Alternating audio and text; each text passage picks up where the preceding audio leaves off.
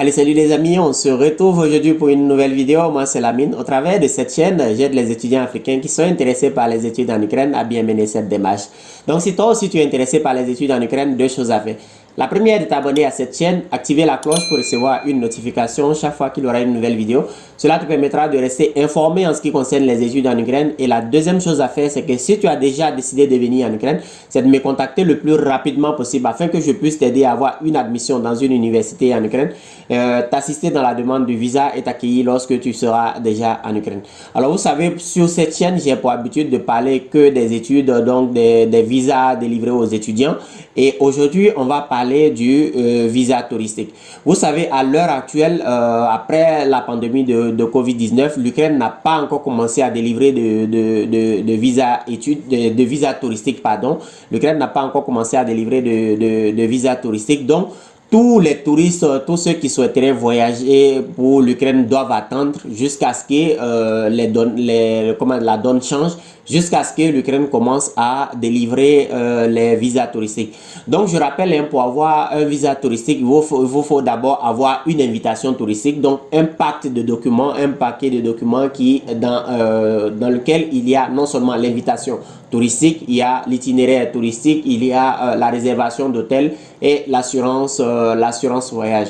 Donc tout ça sont regroupés dans un document que je peux faire pour vous. Donc si jamais la délivrance des visas touristiques commence, pour avoir un pack touristique de ce genre, il va falloir m'envoyer non seulement la copie scannée de votre passeport et également les dates à laquelle vous souhaitez voyager en Ukraine.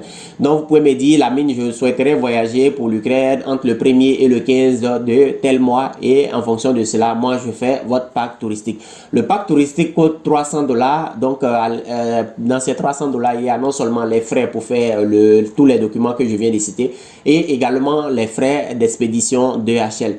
Donc, vous me donnez la copie scannée de votre passeport, la date, le paiement des frais, et moi, je me charge de faire vos documents et de vous les expédier par DHL, et au bout de quelques jours déjà, vous avez, comment dirais-je, le pack touristique dont je parlais tout à l'heure.